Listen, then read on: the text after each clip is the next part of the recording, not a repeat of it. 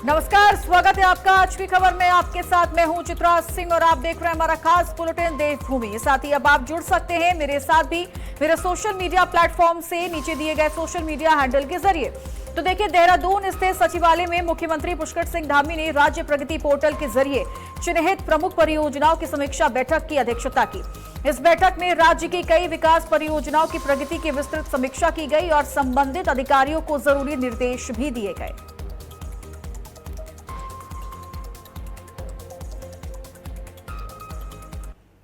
देहरादून के नागठाट में आयोजित जौनसार बावर लोक सांस्कृतिक महोत्सव एवं क्रीड़ा समारोह 2026 में मुख्यमंत्री धामी शामिल हुए। इस दौरान बड़ी संख्या में लोगों ने उनका स्वागत किया। मुख्यमंत्री ने कहा कि उत्तराखंड सरकार जनजातीय समाज के उत्थान के लिए प्रतिबद्ध है और क्षेत्र में सड़क, शिक्षा, स्वास्थ्य, पर्यटन से जुड़ी कई योजनाएं संचालित की जा रही हैं। उन्होंने हरिपुर कालसी में विकसित किए जा रहे भव्य यमुना घाट का भी उल्लेख किया और जौनसार बावर क्षेत्र के समग्र विकास पर जोर दिया।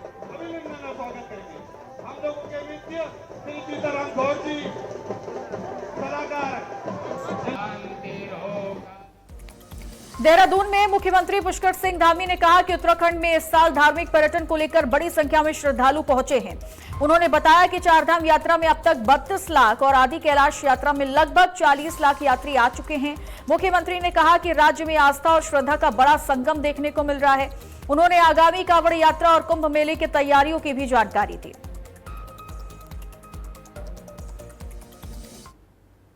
नहीं, आस्था देखिए बड़ा अच्छा है। 32 लाख चारधाम यात्री आ गए हैं। आदि कैलाश यात्रा भी हमारी 40 लाख के लगभग पहुंच रही है। जागेश्वर धाम में बड़ी संख्या में आए। पूर्णागिरी में 25 लाख लोगों ने इस वर्ष दर्शन किए हैं। जहां यात्री आए हैं, पर्यटक आए हैं, श्रद्धालु आए हैं, वहीं जो लोग इस यात्रा को संचालित करते हैं, व्यापारी, होटल चलाने वाले संचालक, होम स्टे संचालक, टैक्सी वाले लोग, ढाबों वाले लोग, अनेक प्रकार के टूरिस्ट गाइड, सभी को, घोड़े खच्चर वाले, डंडी कंडी वाले, सारे ही लोगों को इस बार अच्छा काम करने का अवसर भी मिला है। उनका व्यापार भी अच्छा हुआ है।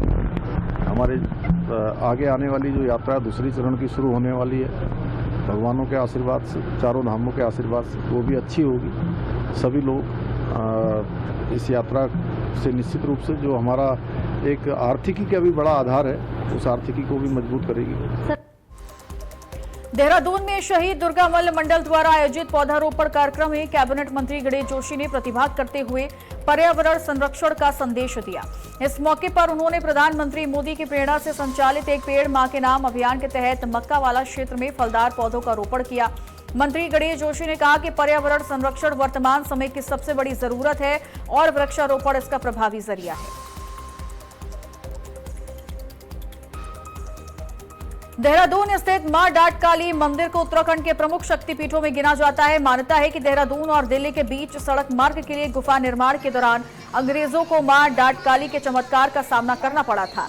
स्थानीय कथाओं के मुताबिक दिन भर गुफा की खुदाई कर मलबा निकाला जाता था, लेकिन अगले दिन गुफा फिर बंद मिलती थी। बताया जाता है कि बाद में मां डाटकाली ने स्वप्न में दर्शन देकर अपनी पिंडी को पहाड़ से निकालकर मूर्ति स्वरूप स्थापित करने का निर्देश दिया, जिसके बाद निर्माण कार्य आगे बढ़ सका। मंदिर आज भी श्रद्धालुओं की गहरी आस्था का केंद्र है। नया वाहन, घर, प्लॉट या किसी भी शुभ कार्य से पहले लोग यहां पहुंचकर मां के दर्शन लेते हैं।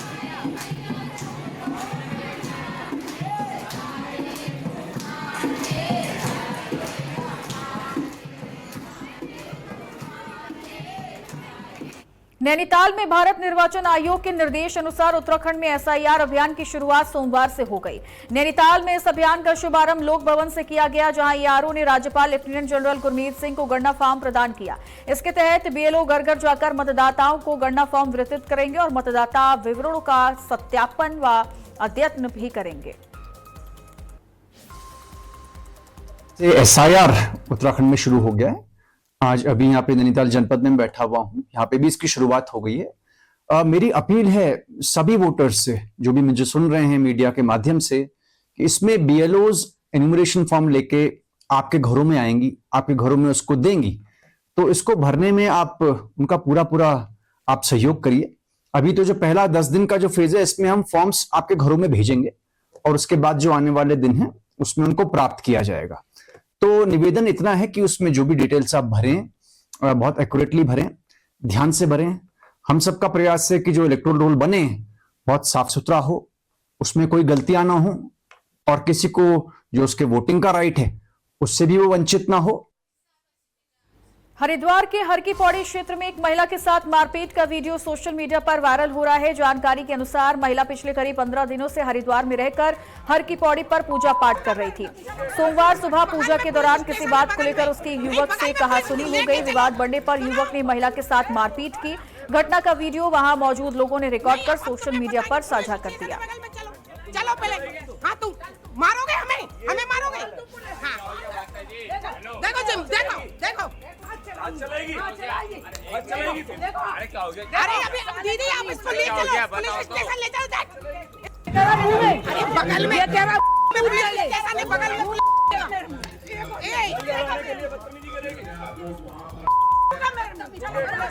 बगल में पुलिस स्टेशन है, बगल में नहीं, बगल में पुलिस लेके चलो। सुनो नहीं, अब तुम्हें बताएंगे, पुलिस स्टेशन है बगल में, चलो पहले। हाँ तुम मारोगे हमें मारोगे।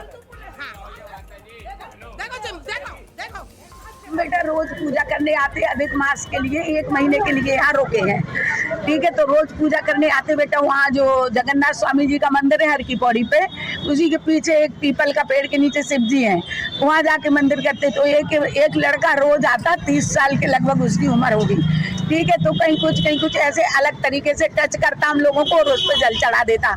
हम 2 बहनें पास होती, 2 बहनें थोड़े उधर को होती, तो हम दोनों पे टच हो जाता गलत, तो हम लोग ऐसे कर लेते हैं कि बार के चलो भाई बच्चे हैं। अभी रोज कह रहा है कि तुम यहाँ आ जाती हो और पूजा करने, और जो मैं पैसे चढ़ाती 10-20 रुपए, तो उनको मेरे सामने उठा के फेंक देता और कहता बड़ा नाटक करने आई हो।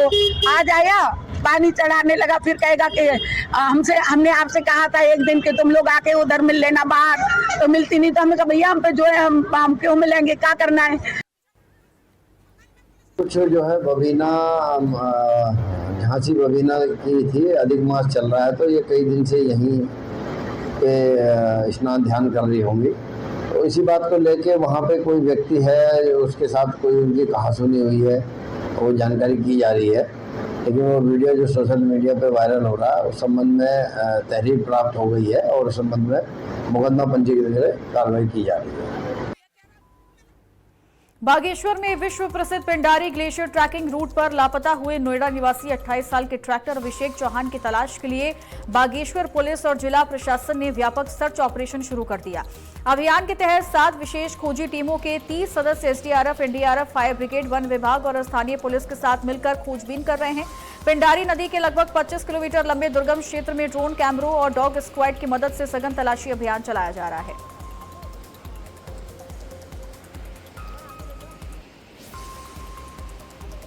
30 तारीख को अभिषेक चौहान जिनकी उम्र 28 वर्ष है, वो पिंडारी ग्लेशियर ट्रैक से वापस आते वक्त लापता हो गए थे। और जैसे ही अभिषेक चौहान के लापता होने की खबर स्थानीय पुलिस को शाम को मिली, त्वरित कार्रवाई करते हुए पुलिस ने खोजबीन शुरू कर दी। इसी संदर्भ में अगले दिन पुलिस ने 30 लोगों की 7 टीमें बनाई गई पुलिस द्वारा और छानबीन लगातार जारी रखी गई।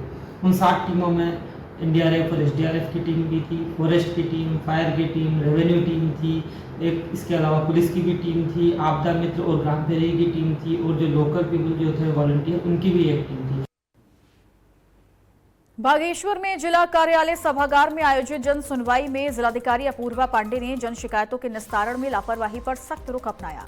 जनता दरबार में पेयजल, विद्युत, पेंशन, राजस्व और आपदा से जुड़ी कुल 27 शिकायतें मिली हैं, जिन्हें त्वरित और गुणवत्तापूर्ण समाधान के लिए संबंधित अधिकारियों को निर्देश दिए गए हैं।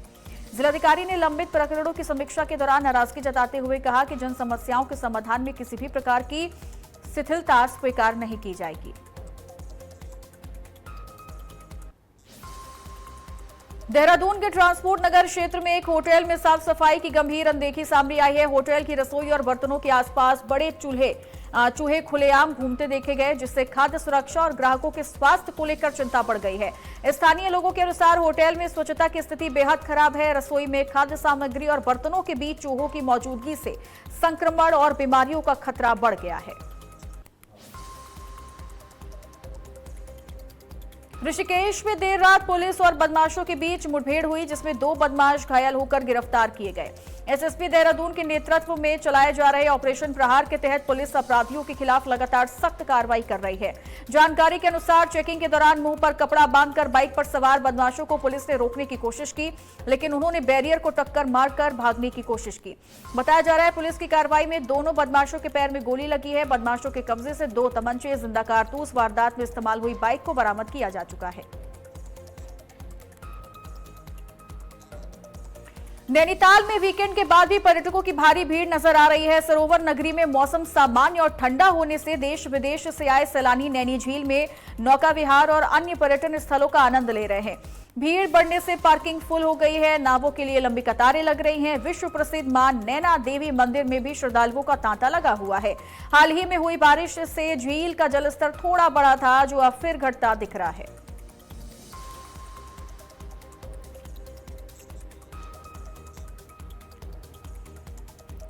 मैदानी क्षेत्रों में बढ़ती गर्मी के बीच देहरादून के प्रमुख पर्यटन स्थलों पर पर्यटकों की भारी भीड़ है। सहस्त्रधारा, लच्छीवाला, माल देवता, गुच्चू पानी जैसे प्राकृतिक स्थलों पर दिल्ली, उत्तर प्रदेश, हरियाणा, राजस्थान समेत उत्तराखंड के कई जनपदों से बड़ी संख्या में पर्यटक पहुंच रहे हैं।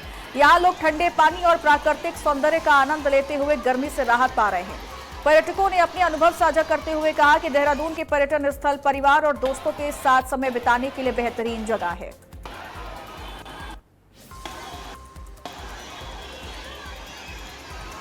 यहाँ से कैसे आप घूमने के लिए आए हैं।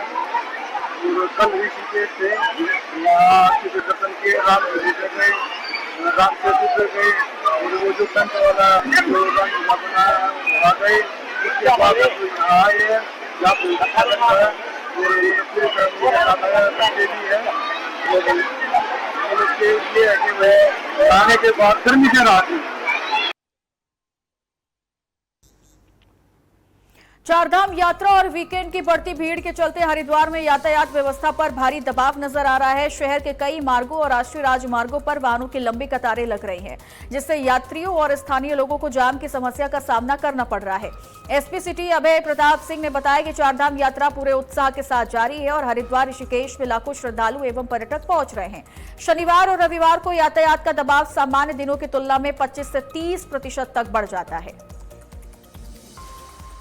देखिए, चारधाम यात्रा गतिमान है। साथ ही हमारे हरिद्वार, ऋषिकेश और अलग अलग गंतव्य पे जो श्रद्धालु हैं देश के अलग अलग हिस्सों से, वो उत्तराखंड में आ रहे हैं, जिनकी संख्या लाखों में है। चूंकि सैटरडे संडे को वीकेंड पड़ने की वजह से भी इस संख्या में लगभग 25-30% और इजाफा हो जाता है। लिहाजा शहर में जो ट्रैफिक का दबाव होता है सामान्य दिनों से अत्यधिक होता है। उसी के अकॉर्डिंगली हमारे द्वारा प्लान भी किया जाता है। चूंकि जब हमें आवश्यकता होती है तो हम पीछे से ही नगला इमरती जो हमारा एक स्थान है जहां से हम डाइवर्जन करके भी लाते हैं, जिससे कि न केवल स्थानीय लोगों को बल्कि जो बाहर से भी लोग आ रहे हैं उनको भी सहूलियत हो और वो अपने गंतव्य को सुखद अनुभूति करें और सुरक्षित पहुंचे।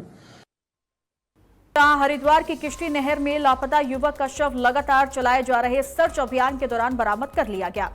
एसडीआरएफ टीम ने पुराने पथरी पावर हाउस के समीप नहर में एक शव दिखाई देने पर तत्काल कार्रवाई करते हुए उसे सुरक्षित बाहर निकाला।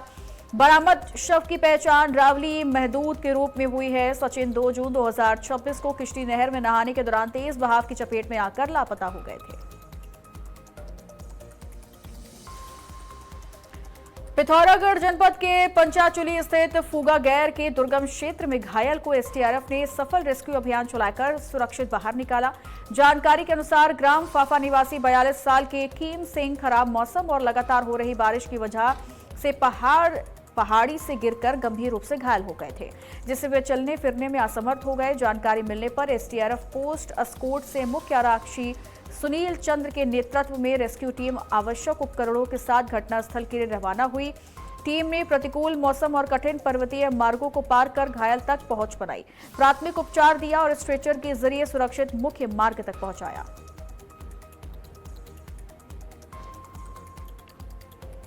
रुद्रप्रयाग जिले के कुंड बैराज क्षेत्र में डैम के बीचों बीच दिखाई दिए शव को एसडीआरएफ ने जोखिमपूर्ण रेस्क्यू अभियान चलाकर सफलतापूर्वक बरामद किया। जिला नियंत्रण कक्ष से सूचना मिलने पर एसडीआरएफ पोस्ट अगस्त मुनि की टीम उप निरीक्षक धर्मेंद्र सिंह पवार के नेतृत्व में मौके पर पहुंची। तत्काल रेस्क्यू शुरू किया गया।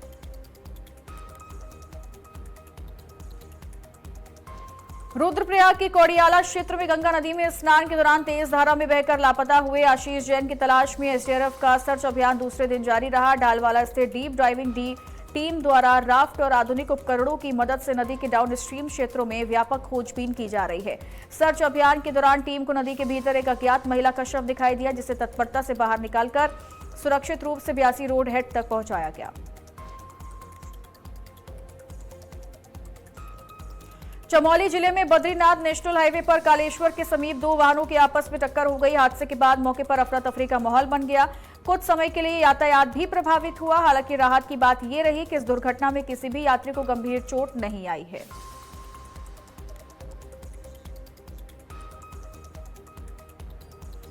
चारधाम यात्रा 2026 के सुरक्षित और सुचारू संचालन को लेकर देहरादून पुलिस पूरी तरह एक्टिव है। वरिष्ठ पुलिस अधीक्षक देहरादून के निर्देश पर पुलिस अधीक्षक ऋषिकेश स्वयं ग्राउंड जीरो पर मौजूद रहकर यात्रा व्यवस्थाओं का लगातार निरीक्षण और पर्यवेक्षण कर रहे हैं।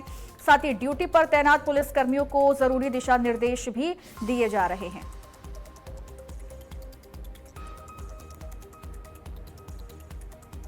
चारधाम यात्रा के दौरान सुरक्षा व्यवस्थाओं को और ज्यादा मजबूत बनाने के उद्देश्य से ऋषिकेश स्थित ट्रांजिट कैंप में व्यापक मॉक ड्रिल का आयोजन किया गया। सर्कल ऑफिसर तुषार बोरा ने बताया कि अभ्यास के तहत एक काल्पनिक परिदृश्य तैयार किया गया, जिसमें ट्रांजिट कैंप के भीतर एक आतंकवादी के छिपे होने की जानकारी मिलने पर सुरक्षा एजेंसियों ने त्वरित कार्रवाई की। मॉक ड्रिल में एटीएस, एसडीआरएफ, अग्निशमन सेवा, स्थानीय पुलिस की टीमों ने संयुक्त अभियान चलाया।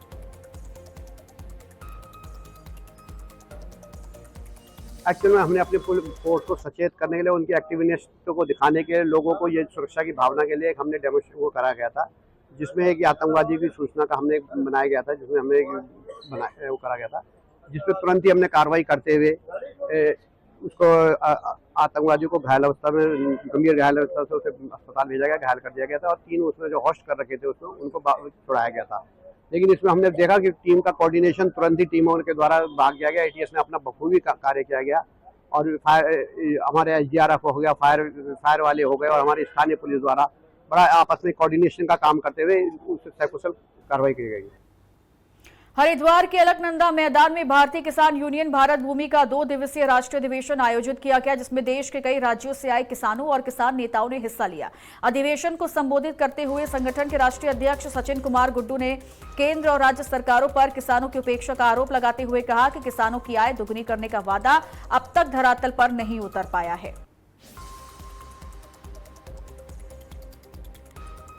एक तो एमएसपी की है, जो प्रमुख मांग है, जो आज तक वही ना है। 13 महीने वहाँ दिल्ली में वो चला था धरना प्रदर्शन, जो काले कानून वापस हुए, लेकिन आज तक एमएसपी पे कोई भी इन्होंने कानून नहीं बनाया। प्रमुख मांग एक वृद्ध पेंशन, जो अन्य राज्यों में हरियाणा में 5000 है और उत्तर प्रदेश में 500 रुपए। इसकी सेम इतनी पेंशन होनी चाहिए, वृद्ध पेंशन किसान की 5000 रुपए, और किसान को चिकित्सा और शिक्षा फ्री होनी चाहिए, और जो है गन्ने का रेट 500 रुपए क्विंटल होना चाहिए। हमारी 7 सूत्रीय मांगे रहेंगी। लक्सर में भारतीय किसान यूनियन ने रिश्वतखोरी, भ्रष्टाचार, अवैध खनन और ओवरलोडिंग के खिलाफ तहसील मुख्यालय पर प्रदर्शन किया। राष्ट्रीय अध्यक्ष चौधरी कीरत सिंह के नेतृत्व में सैकड़ों कार्यकर्ताओं ने 9 सूत्रीय मांग पर एसडीएम अनिल शुक्ला को सौंपा। उन्होंने आरोप लगाया कि प्रशासनिक लापरवाही से अवैध खनन, ओवरलोडिंग लगातार बढ़ रही है, जिससे खेती और जन सुरक्षा पर खतरा मंडरा रहा है।